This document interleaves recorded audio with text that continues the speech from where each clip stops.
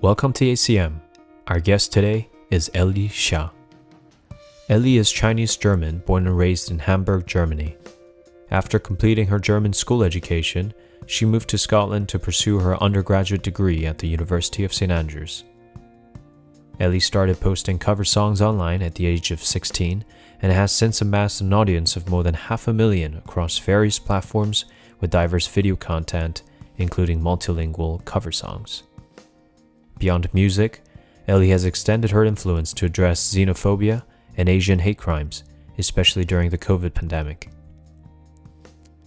In the 7th episode, Elly and I discussed her upbringing as an Asian German in Hamburg, her success in amassing millions of views on TikTok, and the impact of being a content creator on her university life. Here is Elly Xia. Willkommen. Vielen Dank. Dankeschön. Grüß Gott. We say moin where I'm from. Okay, moin, moin, moin. How are you? I'm good. I'm very happy to be here. Thank you very much for being here. Enjoying my weekend. I'm usually sitting on that side of the table, but people listening obviously can't tell. But so this is a new experience for me. So thanks for allowing me the opportunity to experience the other side. Well, thank you for respecting my special wishes. You're the star, you know. The stars are always they've got too many requirements. Too many requirements. Okay. The item of the day that you brought is not this. This is not the base, but it's the top. It's a Muji pen. Why? I'm quite particular about the pens I use, I think. So I started using Muji pens when I was in year 7 or something. And my handwriting is very small. So finding a pen that doesn't bleed so that it all just becomes like not legible was difficult for a while. So this is the 0.38 millimeter one. And I actually got in trouble in school before because my English teacher was like, if you don't start writing larger, I will start giving you penalty points because I cannot read it. Really? Yeah, but I was soon to graduate, so I never changed my handwriting. But if you write super small, then if you get a smaller pen, this is a small pen, no? Yeah. Yeah. Wouldn't you want because you write so small? It needs to be very meticulous. Yeah. To be able to write small, I need a fine pen. I see. And I feel like these just like glide so well on paper. Can I see your handwriting? Sure. This is not an important document. I don't think it's like that small, but like. Oh, that's how small? Yeah. Huh. 9. Yeah. That's really small. I guess my English teacher was right then. Yeah. Okay. But yeah, I bring it with me. Like I have a pen like most times whenever I'm somewhere, just in case. And it is always a Muji pen. And you got that in Germany? This one, I think so. Yeah. Okay. Let me just fix that. Voila. Speaking of then your pen and your handwriting, where did you learn to write? So tell us about your upbringing, because I know this is very fascinating upbringing you have. I mean, so I was born in Germany, in Hamburg to be specific, and to Chinese parents who migrated to Germany in, I don't remember when, before I was born. So I went to school in Hamburg as well. I went to like a regular like public German school, did all my schooling in Germany. And then I did spend 6 months in Australia when I was 14. But aside from that, everything was, like classic public German school. And then once I graduated, I took a gap year and then came to St Andrews for my university studies. Yeah. So now you're a 4th year at St Andrews. That's right. And what are you studying? I do social anthropology. I actually came in for management and sustainable development and then could not keep going with that and dropped it. And I got quite lucky actually because I came in during COVID, and the only reason I was able to do social anthropology was because we had online lectures, because usually the lectures clash. And I had no idea what social anthropology was before I came to university. But I ended up really enjoying it and just sticking with it. Were your parents first generation immigrants in Germany? Yeah. Or okay. And when did they move to Germany?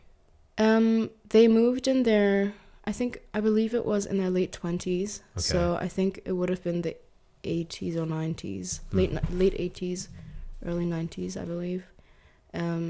Yeah, with my sister, who was 9 years old at the time when they moved to Germany. Okay. Do you know why they decided to be in Germany? I think it was mainly like career-wise, Okay. career decision. My dad started his own company in Germany, and I think he used to travel a lot for work.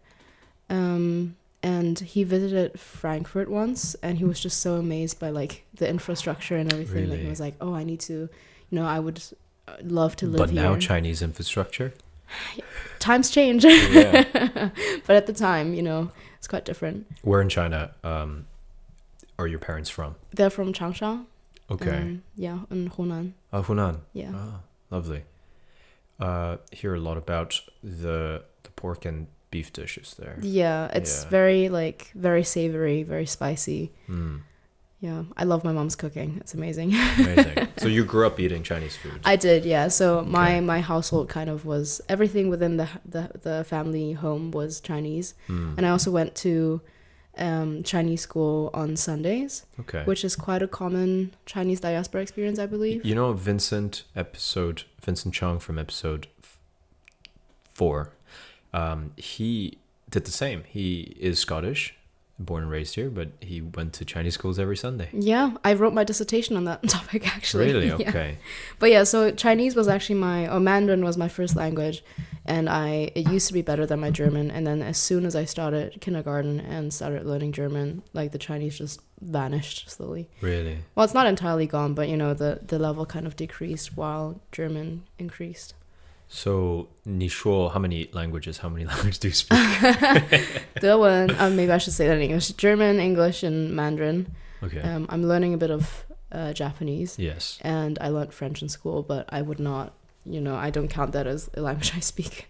One of your most popular contents, which is, I think, singing in 4 or 5 languages. Yeah, I think it's 4 languages. So there, it's the 4 that you just mentioned, basically. Japanese too.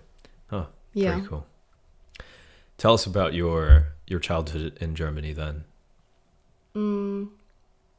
Were you born in Hamburg? I was born in Hamburg, suburban area. Yeah. I think initially when I first started thinking back on my childhood, I thought it was like a very white dominant place. Now that I think back on it, it wasn't actually that white. It was decently diverse. Well, it's Germany. I mean, yeah, for Germany, I guess. Yeah. But yeah, I had a very, regular childhood. I think there was always a bit of a dissonance between growing up in Germany as a person that is obviously like perceived as racially other and perceived as Asian, living in that German environment and always growing up there, but also having the Chinese heritage side where my parents are very like, you need to learn Chinese because you are a Chinese person. We eat Chinese food at home. Most of my parents' friends are Chinese as well. So there was a bit of like a conflict, I think, growing up where I wanted very badly to be like other Germans or like regular Germans. And that's something that followed me throughout my childhood, but I was like not that aware of until I was, I think, 18 or 19, when a lot of the COVID racism was happening. And also in the wake of like another uprising of the Black Lives Matter movement, after the killing of George Floyd. That was when I started learning a lot more about the things that I didn't realize were plaguing me for a long time. Yeah, I think one of the constant things though throughout my childhood has been also like playing music. I started playing piano when I was 4 or 5. My mom sings as well, so I was kind of singing with her when I was younger. And yeah, Can you tell us a little bit about those conflicts then? I think I never had any issues in terms of finding friends or like fitting in. I never had any cases of bullying. Like I always got along quite well with everyone in school. So it wasn't like I was socially isolated or anything. It was more kind of small comments and remarks that would remind me of like that people perceived me as not belonging there or not just being different and not being considered German. Like it starts from small things like asking me where I'm from and the answer that they're looking for not being the answer that I would give, to like outwardly like experiencing racism on the street. I remember this one time when I was 11, I think. I was walking with my friend on the street in downtown Hamburg. I think we were, 11 or 12. And this person just like spat at us, which was very uncomfortable. And I like cannot imagine a different reason other How old than were it you being again? 11 or 12. So that's one of those, like, it's small things like that that kind of stick with you and remind you that people perceive you as not belonging. But I do think that there's like a strong social change now, where people recognize that being German does not mean you have to look a certain way or you have to, like, it's very ethnically defined. But yeah, I feel like for a long time, my Chinese heritage was something that I wanted to suppress. I like wanted to hide. I obviously had my friends from Chinese school, and then I had my friends from school, like German school. And I remember my 16th birthday, I celebrated it 4 different times because I had different friend groups and I did not want them to mix. Because it was such a stressful like experience for me. And then I think it was also when I was, so growing up I had a lot of internalized racism where I was like, oh, I don't want to be like other Asians. Like I don't want to be perceived as this weird, quiet nerd, like whatever stereotype people would have of Asian kids. I was very much like, I'm not like them. Like I am different and I need to prove that and like try very hard to be like perceived as white or perceived as someone who belongs. But then when I was 14, 15, around that age, through one of my friends, I met a lot of other Asian kids in Germany. And I'm still friends with most of them actually. And I think that was the first time where I started getting more comfortable with my heritage. And they're not necessarily Chinese only. There's a lot of like Vietnamese German friends. There's a lot of Vietnamese diaspora in Germany. But yeah, during that time when I was 16, like I would not celebrate my birthday together. But then when I turned 17, I had like a massive party with everyone and then together with a friend. Really? Yeah. How was that? It was great. And I don't, like, in hindsight, I don't know what I was so worried about. I think it's one of those things where you try to, like, as a host, try to make sure everyone thinks. Did you make a conscious decision to bring everyone together when you turned 17? Or I'm trying to think what got me to the point. I think part of it was just the practicality. Like, celebrating your birthday 4 times is a bit ridiculous. Wait. Can you explain why it's 4 times? So I had one group from school, and then I had one group that was like Asian German friends. Yeah. And then I had one group that was a group from school, but that I went on like an exchange with to Shanghai. Okay. So there was some like Chinese kids in that group as well. And then there was like a childhood friends group, I think. So it was like, it's very difficult to remember who was in which group, but that was kind of like the situation. And then 17th birthday was just, everyone was there. And also like my friends. So I celebrated my birthday with another friend and he invited a lot of his friends as well. And yeah, I think it's just like, you know, when you try to make sure that everyone's having a great time, but also it's kind of everyone's own responsibility to enjoy themselves. Like you don't have to try and force someone to have a good time. If they're choosing not to have a good time, then that's out of your control. And I think, you know, letting go of that and also being more comfortable with my friends just being who they are and my other friends having whatever thoughts they do have was a process. You talked about challenges during COVID. I noticed that in your you did a lot of contents regarding sort of racism, Asian identity, I think during COVID period on your platforms. I've noticed that. Can you tell us sort of about that process, your experience during COVID, why it led you to creating contents like that, and what they were? Yeah, I mean, I think there was a few different pieces of content. There was one where I talked about my own experiences growing up Chinese in Germany, and also like some posts where I linked to like other resources, other creators who are speaking about this, organizations. There was one video where I was calling out other like Asian German creators for making like jokes, like racist jokes towards other Asians and themselves. I think those are the main ones that I can remember off the top of my head. It was mainly just like I had suddenly learned so much about the experiences that I felt but couldn't really make sense of. And listening to other people's experiences and suddenly having the terms to kind of put those to put those experiences into words was really helpful. Realizing that I was not the only one going through those things, and a lot of the feelings I had suppressed were actually things that other people felt as well. I don't know, it just kind of inspired me to talk publicly about it, because at the time I did have a platform. I think it was originally like a lot of that platform on Instagram where I posted these pieces of content mainly came from TikTok, and on TikTok I had a bigger platform that was like related to like fashion content and stuff I had posted in the past. So I was redirecting kind of a lot of people from TikTok to my Instagram where I talked about these things more specifically. Yeah. What were the responses like? And were these contents in English and German? Because I've seen a lot of them in German.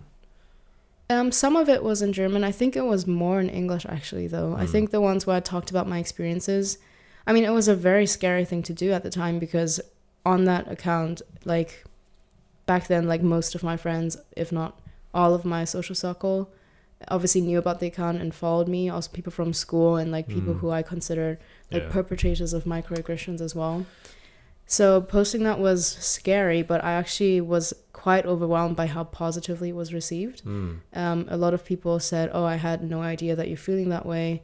I actually didn't know like Asians were impacted by racism at all until this point. Because I think it's a different kind of racism. A lot of it is microaggressions and like othering. Although during COVID turned completely yes, exactly, violent. Which was kind of like a trigger point for me as well, because I was worried. Like I had a period of time where I did not leave the house for 3 months, so I was living with my parents and I was so scared of leaving the house.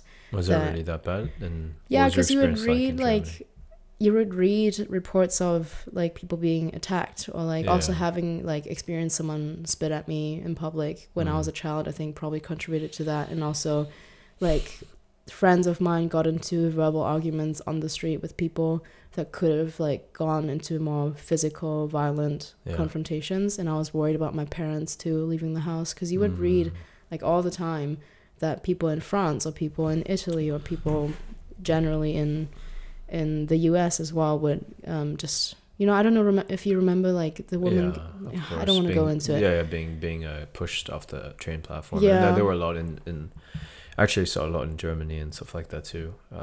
But it was definitely just across all the Western countries mainly. But specifically bad in actually cosmopolitan cities. Absolutely. Surprisingly. Yeah. So yeah. I think it was also at the time that I just generally spent a lot of time online. This was freshly when TikTok was like the new thing and everyone was on there. I was spending like significant amounts of time on just online, and you know how the algorithm starts feeding you things that you're interested in and that you engage with a lot. So at some point, like everything I would see on my feed was just hate crimes and a lot of activism too. But I think it's very easy to burn out when you like continuously get exposed to those things and you don't have like a routine of taking care of yourself and distancing yourself emotionally when you need to, especially during COVID when everything shut down. Like there was not that much going on because people like had to stop going to work, they had to start working from home. I think for a lot of kids, school stopped, so you would spend a lot of time inside behind screens. For me, I was in the middle of my gap year, so from taking time off from St. Andrews? No, it was before? After I graduated high school. Okay. And I was initially going to go to China and do like a language program, but then obviously COVID hit. So I was doing like, I was working part-time, but that still leaves you a lot of time to scroll on your phone and be on platforms and be fed with these kind of things that, are not necessarily the most positive. I'm curious about the Asian community in Germany. So what is the Asian community in Germany like? You mentioned your Asian German friends, but mainly Chinese Germans. So are they sort of subdivided into, Chinese Germans, Korean Germans? I think it's quite a spectrum. We do have Asian German listeners on the podcast. Oh, we do? Yeah, a lot of listeners from Germany. So I was very amazing. surprised. Yeah. Oh, I hope they like send a message or something. I'd love to get to know them. But yeah, I think it can be a quite tight-knit community. I think some of my friends, it depends on how much you get involved with it, and there's like a lot of different subgroups. I think the Asian German population is large, but it still sometimes feels like you can get to know everyone in that community. I think I personally, it feels like there's the biggest subgroup is Vietnamese Germans. I think a lot of my Asian German friends are also Vietnamese Germans. And there's also a lot of Chinese Germans just that I personally know. It happens very quickly that you see like this person has 12 mutuals with you, and then it just kind of branches out, and it's this widespread like network that's across different cities, across different ethnicities.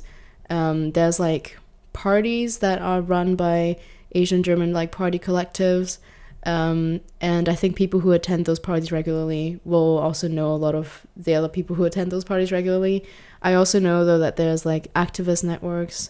There's one organization called Koreantation. I think it was started by Korean Germans. Because the history of Korean Germans is also it goes a long way back. Same with Filipino Germans and Japanese Germans. I think mainly the first wave was workers in the mines and stuff like that. Yeah, workers. And then nurses, care workers. Yeah.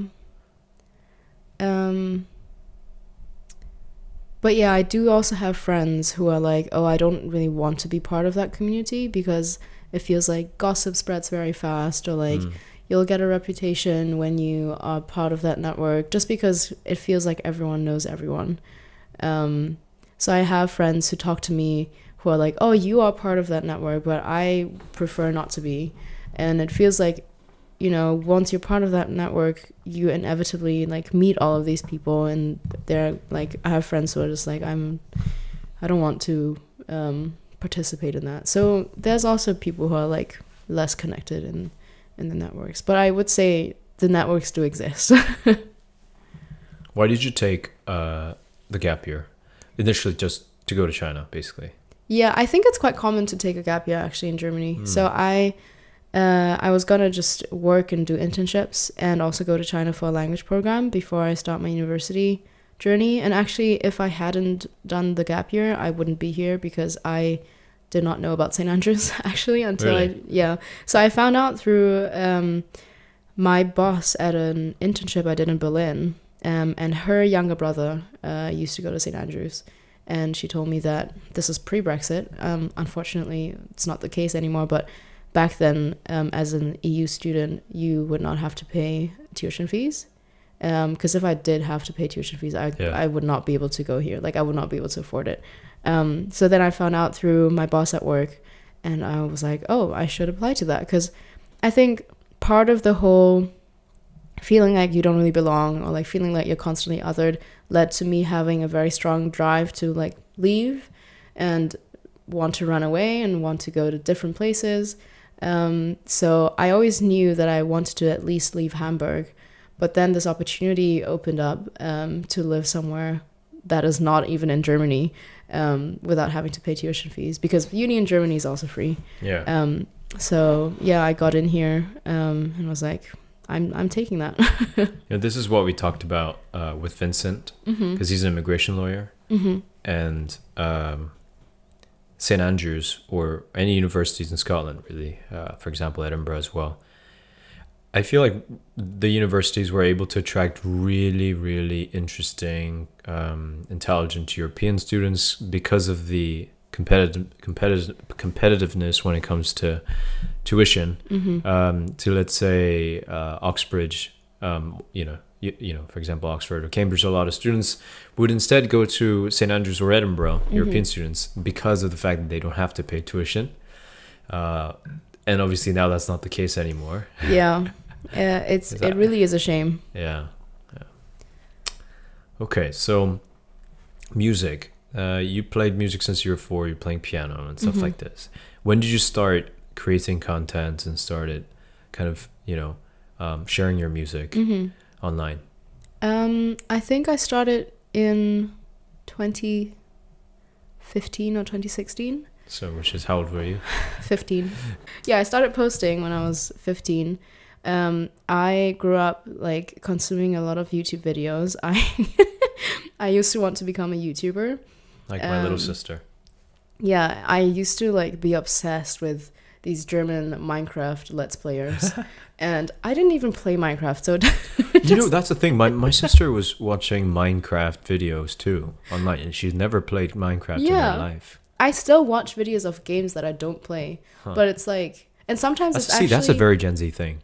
I've noticed that. They're watching Twitch, like, who's going to listen to a 90-minute or 120-minute podcast, and then they're watching 3-hour Twitch stream. What? Yeah, it's weird. Sometimes I will say, sometimes it's, even if I do play the game, sometimes it's nicer to watch someone else play, because I get decision fatigue. So so I can just watch someone else play and just like experience the landscape of the game. I don't know. There's probably some psychology. To be honest, I played. So really, the last time I really played games before COVID was when I was in primary school. But I always liked first-person shooter games. Can't relate. Yeah. And I got an Xbox because I couldn't. It was too much being stuck at home and not be able to go out and stuff. And I got Call of Duty Warzone. And then I enjoyed watching people play Warzone as well. Yeah. So, but I wouldn't stream it for 3 hours like Gen Zs. No, see, I don't watch the streams. I had like a short phase where I watched the streams, and I was like, I don't care enough about this. I will watch the like videos that have been chopped into like 20-minute ones. Yeah, see, again, that's another Gen Z thing, which is that you need everything. Me. I'm gonna get canceled by the whole generation here. There's a new generation after Gen Z. What is it? Alpha. Gen Alpha. And from when are they born? I don't know. What's the difference? They are raised by millennials. They're the kids that iPad babies. That's Gen Alpha. No, but you were using iPad when you were little too, no? No. Really? Well, I was playing like on an iPod. And I grew up with Nintendo a lot. I played a lot of Nintendo. You mean like the new generation Nintendos? Nintendo DS. DS, okay. Yeah.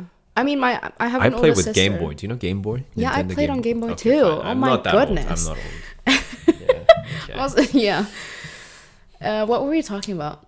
Right, posting. Yeah. Yeah, so I posted like covers when I was 15. And I think when I was 16, 17-ish, I had like a K-pop phase. So I actually, funnily enough, posted a lot of BTS covers. Yes, I've seen one. Oh, you've done you've done your research. Yeah. Research. Your research. Yeah, and that was those were the first videos that kind of got popular-ish. Also, like, Army is just so supportive when you do Army, anything. which is basically BTS not is, a militaristic organization, yeah, but BTS it is a BTS. Fandom. BTS Army, yeah. BTS Army. And BTS does not stand for behind the scenes. What does it stand for? 방탄소년단. Oh, I cannot pronounce that properly. 방탄소년단. 방탄소년단. 방탄소년단. 방탄소년단. There you go. 防弹少年团. Oh, is that in Mandarin? Yeah. Well, how to say it again? 防弹少年团. 防弹少年团. 团. Yes. 团. 很好.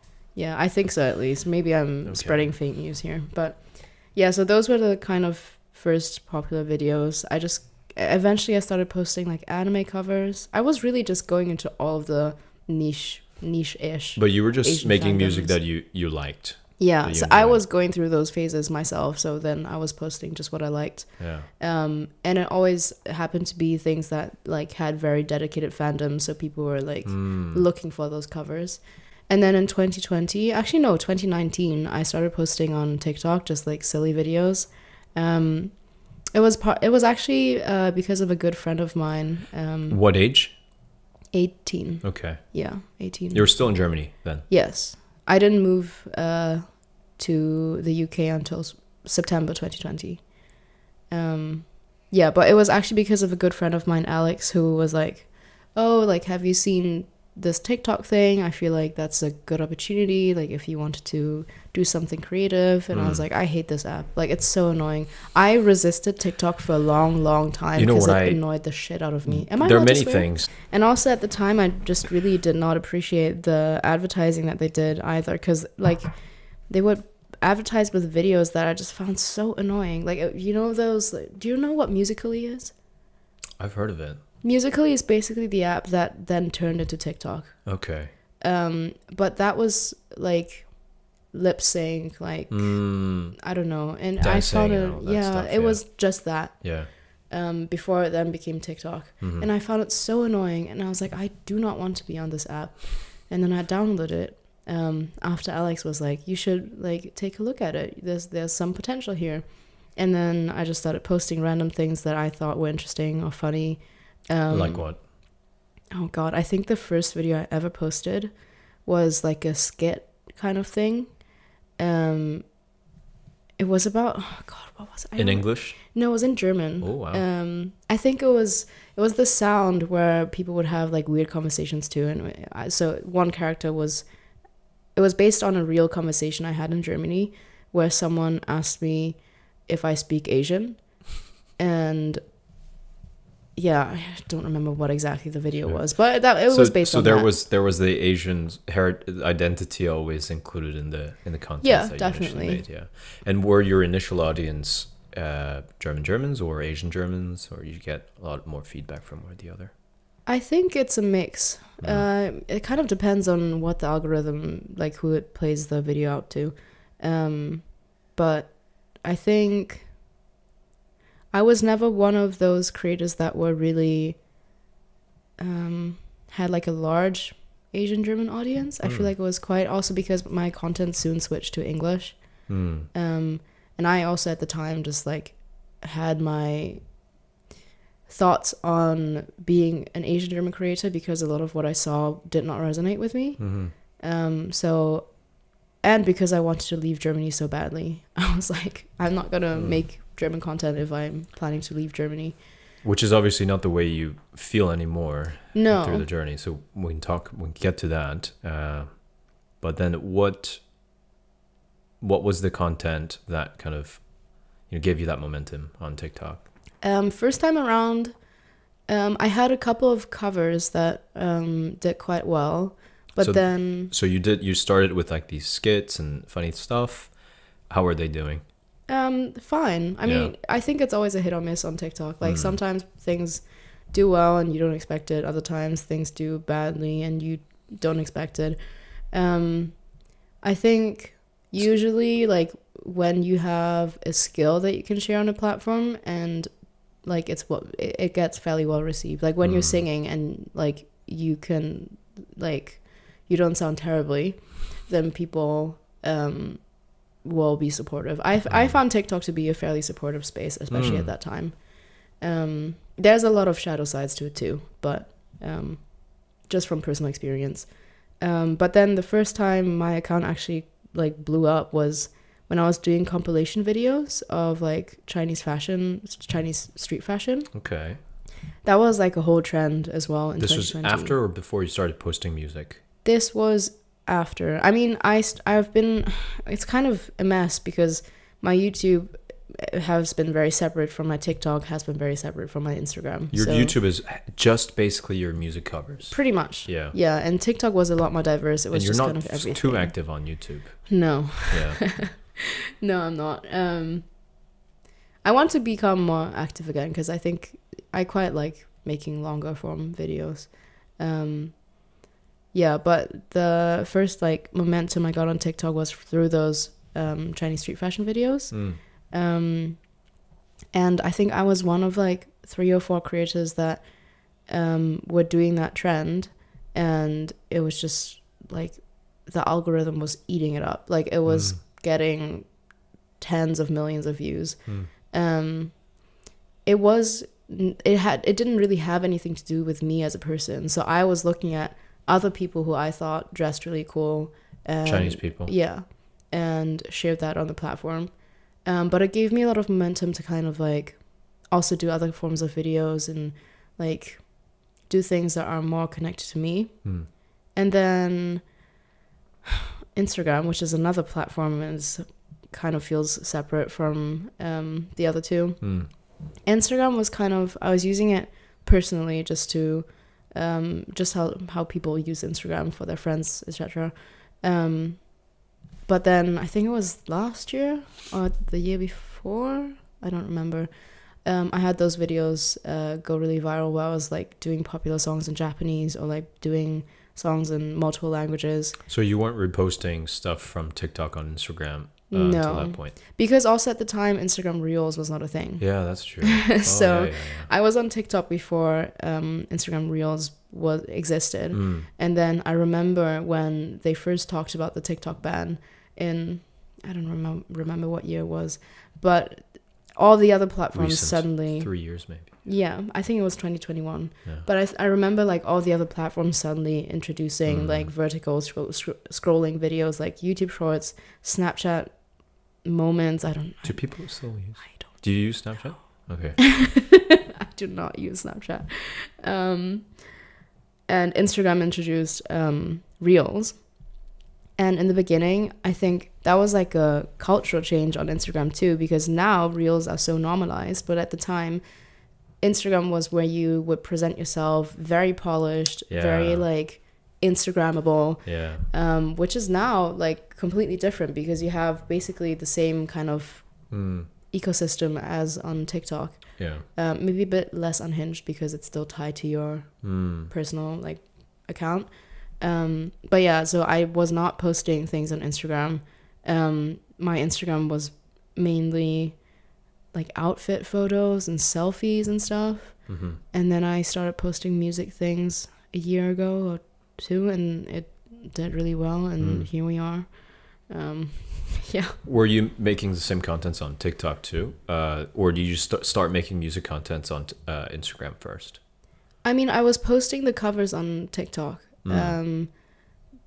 But I don't remember. I think maybe one of the first like language change covers that I did that did really well, I might have posted on TikTok first. So in terms of, just so we can explain, can you explain what sort of music covers you were doing on TikTok and Instagram? Yeah, so obviously originally like K-pop and anime music. The more recent ones. Did you do Pokemon? I did not. No. You should do Pokemon. Can I do a special request? And you gotta what wear song? like Pairiko Mugi Kadoran. Did you watch Pokemon growing up? Yes, of course. Pokemon was my favorite thing ever. So was it for me. And a little bit of Digimon. You know Digimon? Yeah, I do know Digimon. Yeah, can you do Digimon? I do like Digimon has really good music too. Yeah. But the Pokemon movies also have really good music. I used to play like all the stuff on piano. It's really nice. Nice. Yeah, but the more recent popular videos are like popular songs in a different language. So I did. Oh my god, I keep Unholy. That's what it's called. Unholy. Yeah, that in Japanese, and then Kill Bill in Japanese. Then there's a Suzume cover that's Loved it. Thank you. Yeah. It's in Japanese, German, English, and Chinese. Yeah, it's very nice. It's amazing because you're basically utilizing all the tools that you have as an artist, as a being, all these multicultural sort of identities you've got, and then you're presenting that through music on these platforms. Thank you. Amazing. Yeah, really, really amazing. What is it like when you get a content really blow up, let's say on TikTok initially, and you were getting these millions of views? Are there any changes that happen in terms of your interaction with the app, or like do they suddenly pay you for advertisement, or like how does that work? I think initially it was just like a massive shock. The first time my videos hit like millions of views. Yeah, and this was the Chinese fashion. Yeah. Okay. Yes, I think so. It was like a drug. And your audience was mainly? A lot of them actually based in the US. Oh, okay. A lot of them also in countries across Southeast Asia. Some in Europe, but actually like comparatively few in Europe. I think a lot of my audience still is based in the US. You're right. Yeah. Something got stuck. It's okay. But yeah, initially, like, the rush you get from seeing a notification. But imagine that when the numbers are like, I would open the app and there would be like 20,000 new likes. And at some point, the numbers just lose relevance. Like I would say that now it doesn't really make that much of a difference in my life, because you realize that the numbers are just kind of numbers. And like I think I've been very careful with how I let it affect my real life, my physical offline life. I think initially, because the videos that first blew up were not necessarily tied to me as a person. They were more like curated outfits. I think it wasn't that much of an impact, but I did actually get recognized a couple of times back home, which was a little freaky. But people were usually like pretty nice about it, so it was fine. But I think, whenever you put yourself out there and you're like showing your creativity or doing something that is maybe a little unconventional, or, well, not everyone posts content. Let's just put it like that. I don't know how unconventional anyone would consider this, but I think people will talk, or like people will have opinions. And I was kind of always hiding behind the numerical success, that I would be like, yeah, you can say whatever, but it's doing well, so like, so it's fine. But I think before I came to uni, I actually made the point that I made a separate account for the people I meet in university, because I didn't want it to I think there's a preconception about people who post on social media. I think it's different nowadays, but at the time it was very like, oh, you're an influencer. Like there's a bit of a stigma around it. And I wanted to kind of come to St. Andrews with more of a blank slate, and just meet people not because they wanted to hang out with me, because they want to, whatever.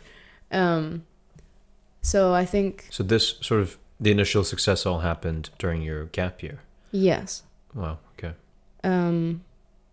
So it existed before I came to St. Andrews.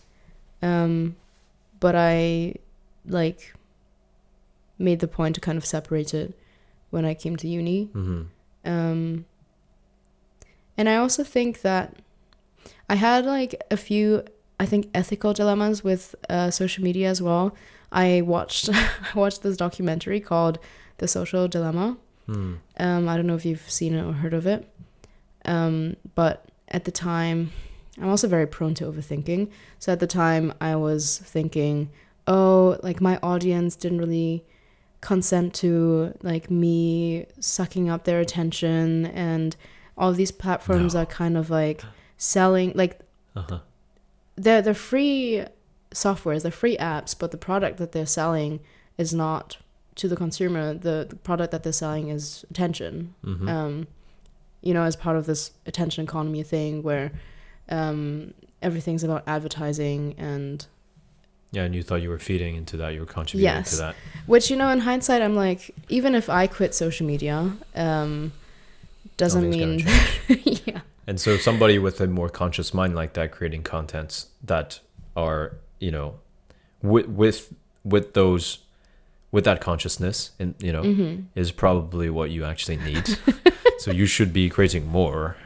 Yeah, I mean, I suppose so. It's just I was not thinking that far, and I have this mindset that I'm still working on kind of lessening, which is that I always feel like I need to have figured everything out before I can do something. So because I couldn't figure this thing out, I just did nothing. Like I had quit my social media, I deleted my apps. I was like, I'm not gonna touch it. Yeah, and I think for the longest time, like my notifications were off. They still are off for both Instagram and TikTok. Speaking of notifications, I know what you're talking about, because I've met this celebrity, and we were talking, and she was constantly looking at her phone. And the moment she opens up Instagram, it's like, it's crazy. And I'm like, how do you, you know, the moment she like turns on her phone to check the time, it's like, yeah, I have all of it off. And she just, yeah, crazy. I don't know how people deal with that. Like I have a lot of friends who are also content creators or influencers, and they have their notifications off so they can respond like to comments on time or see what's going on. And I cannot cope with that. You've initially built your platform, built your audience based on these the Chinese, or the Asian, European, Asian, Western sort of identities, and then ultimately your music. Then when you talked about racism, Asian hate crime, stuff like that during COVID, how did your audience react to that? Because obviously they weren't. I'm trying to think back on the timeline, because I don't know if I had that much of an audience when I posted it. I was definitely active on TikTok. Was the question how people reacted? Yeah, because I guess because the people that were following you, or people that were on your platform, were there for other things, you know, but then when you started kind of putting out a more personal, sometimes can be a little bit difficult message. Yeah. Whether there was some. I honestly think the response was like surprisingly positive. A lot of people were commending me for like being brave, and like thanking me for sharing it, feeling like they like feeling seen and heard by what I was saying, because they could relate to things. I think it's always difficult to what degree you try to cater to the audience that you have versus you try to speak from what feels authentic to you. That's something I'm still working on, because it's very easy to like start thinking, oh, this is what people are following me for, therefore I need to give them XYZ, you know. Do you have advice for people who are putting up content and stuff like that on TikTok or Instagram, in terms of, you know, whatever the contents may be, a time of day, what sort of hashtag to use, or what sort of strategy? Did you have those in mind when you were building your audience? I think the most important thing for me is thinking about the value that you're providing. Okay. Because there's so many things uploaded every second that there is like an intense competition for attention. And if it's not very clear from the very beginning of a video that someone is going to get value out of this piece of content, or what the value is that they're going to get out of that piece of content, they're just going to swipe past. Like they can turn their attention to something else. So I think also it ties into the same thing, like the pacing of a video. It's a very Gen Z thing to say, but like attention spans are very short nowadays. So cutting out things that are not necessary to what you're trying to say can help the performance of a video. But I'm also trying to not like narrow it down too much, because I think there's value in like letting things sit and like taking the time and you know, slowing down. But if you're looking to grow, like if you're looking to get as much attention as you can, then I feel like, you know, getting things done at the right pace and making clear what the value is that you can provide is very important. Did you have a strategy in mind in terms of timing of a video, maybe, you know, what time of day or how often? Were there any like specific approaches you took? I think time of day is kind of, it depends on where your audience is and what time your audience is active. It's honestly not something that I pay that much attention to. In terms of how often to post, consistency is very important. That's something I struggle with a lot. Like, I sometimes post something and then I disappear for 4 months. Everyone who follows me will know that. Yeah, and I saw on your TikTok, I'm back, and then I'm gone again, and then I'm back again, and then I'm gone again. But yeah, I think consistency signals to the platform, like to the apps, that there's something there. If you leave your account for months at a time, like I do, it's not very beneficial. Let's just put it like that. I know there's people who are like, I'm gonna post 3 times a day. If you're able to do that, fine. I think there's something to be said about quality over quantity, but also if you are consistently creating, you will have a very steep learning curve in a short amount of time. Then can you tell us a little bit more about your experience going from, you know, coming from Germany, having, you know, built a, you know, sort of became a sensation. I would not use that word. But well, you basically had an audience. You had a big following, and so you made a conscious decision not to basically to create a private account, to have a separate. Can you separate that? So you must have had enough momentum to make that decision, obviously. Yeah. And a conscious decision. How has that affected your time in the university? And what has it been like to start university with that, with obviously that background or that identity? I think honestly, like, I mean, this decision was partly informed by experiences I had made back home when, you know, like when people talk or people have opinions, or it usually when you have a public persona, people will inevitably have like a preconception of you, and that's something I did not want going to university. I just wanted like a clean slate and like get to know people the way I am right there and then. I think honestly, probably people probably don't care that much, to be honest. Like, it's not like I'm some kind of like celebrity sensation, or like anyone's gonna be like, oh my god, that's Elly. Like, that's not the case. But I do think that sometimes there's people who will very actively seek you out to gain something from you, which can be like an uncomfortable feeling, and that's not like an energy that I wanted to attract. So my curiosity is, what are your friends and your other students' reaction when they find out, oh wow, you've got a big following? I feel really Elly, can we you want to hang out tomorrow? Well, I have had like situations where people were suddenly a lot nicer to me because they found out that I had a following, which is interesting to perceive. Like, suddenly you're more relevant, or suddenly you're treated with more kindness because people perceive you as having something to offer for them. But I feel very bad for some of my friends who have found out about my like public social media accounts and have pushed a little too hard trying to talk about it, because I would get very annoyed about it. I think one element of it was definitely shame. Like, I think I was partly embarrassed about like just having so much about me out there. But another part was also just because I hadn't figured out how I want to go about it and how I want to treat this thing. And my academic children, 2 of them were like very like they were digging around a little too much for my liking, and I was like, can you please just let this rest? And they would keep commenting on my videos and like commenting on my posts to the point where I eventually like blocked them on my accounts. Yeah, because it got so annoying. But like I think I got like overly irritated by that, to be honest. Like they were not meaning any harm, but because I was so overwhelmed dealing with it, I was just like, I don't want to deal with this, so please stop. If you're not stopping when I ask you, then you'll get banned. But now I'm a little more comfortable now because I'm leaving soon, and I also think a friend of mine has also like grown a lot on their social media, and I've looked at the way that they've been dealing with it in town and during university, and that has kind of helped a lot.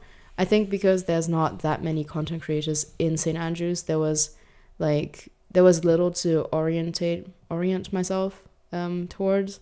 So I was just kind of like, again, this is the mentality of like, I need to have this figured out before I can do anything. So if I don't figure it out, I just don't do anything. So I was just kind of like, I don't have it figured out, so I'll just kind of hide it away. Like I'll not deal with it as much. But now, like, you've seen my account, like my public account is linked on my private account. Yeah. And I'm trying to be more like, embrace it more, because I don't think it's something I need to be ashamed of, or like something that's bad or something that will have a negative impact. But that's also something I can say now that I've made really good friends that I trust a lot, that I know are not there for reasons that I don't want them to be there for. So I think it worked out the way it did. But I can't say I had it figured out all along. And having created contents online, what did you like about it the most? What kind of gave you the most joy, and what was on the other side of that? Good question. If you could think about maybe an instance or two. I think the best thing coming out of this is like meeting people and having interesting conversations and feeling inspired by people who are also creating content. It's sometimes when you put yourself out there and you have like an audience, or you have videos or just any forms of content out there, it's a lot easier to start a conversation with someone because they can look at what you've done in the past, and it's easier to segue into like a conversation. I mean, we would not be having this conversation if I hadn't put out like what I've put out to date. In terms of the negative sides, I think just because I personally am such an overthinker, a lot of the thoughts, a lot of the anxiety, I think, that comes with being publicly visible has been like a negative side. Learning how to deal with like your performance being measured based on numbers that are sometimes out of your control, or being constantly like, I have friends who do more lifestyle content, and they are non-stop thinking about what part of their life they can like have to share, put into a piece of content. So you're in a way commodifying your life, and I think your brain is always working. So knowing and learning how to shut that part off and relax has been a challenge, and not getting like too worked up in negative comments or underperforming videos. Those things have been more negative, but I think it's like part of the challenge and part of the things that make you grow. So I'm not too bogged down by it. Is that a word? Yeah. You're graduating this year. I am. Or is it finalized that you're going to London for it studies? Is. Okay. Yes.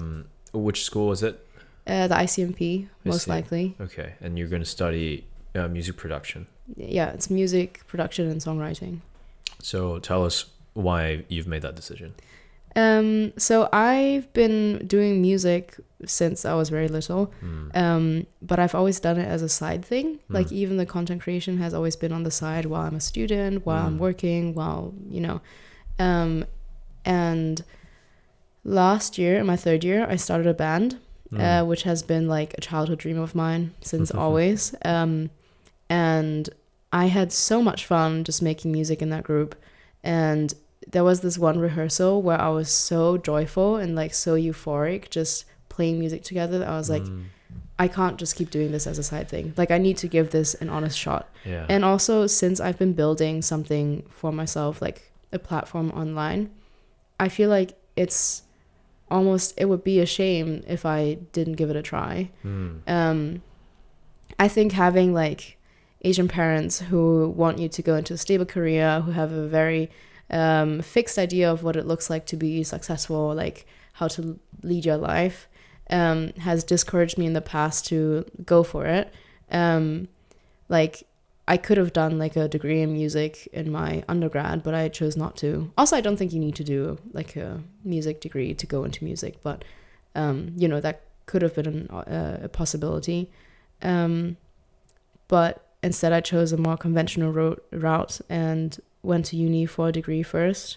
I think going into uni for management was a decision that was like, I'm going to study this subject as a means to an end, because doing a degree in management will let me get this and that job. But I was so annoyed studying this subject.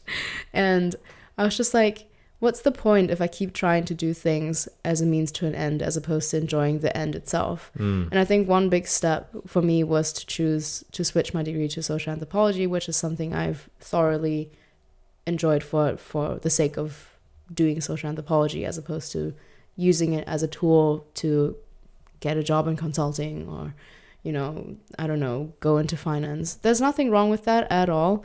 I decided it's not for me, and it was this idea I had of something I have to do because other people do it, or like other people say that's how you should do things.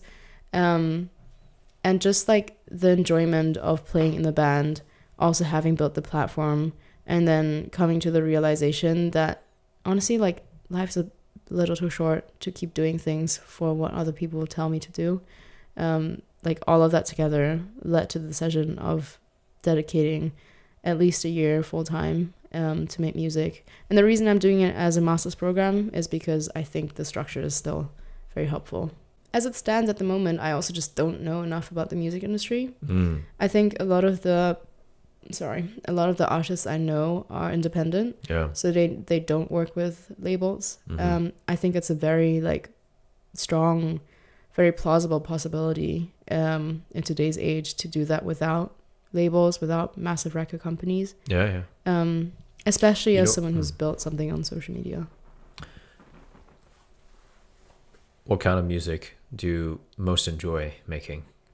I think just based on the experience with the band, it's been largely like rock, which is the most vague Yeah, it's not like AC/DC rock. That's my kind of rock. It's more alternative rock. It's got a bit of that, yeah, like indie. Again, like both alternative and indie and rock are very vague terms. Very, very, very vague. You're just gonna have to give it a listen if you want to know. It's called verbatim. Yeah. If you could have one dish for the rest of your life, what would it be? Food. Oh,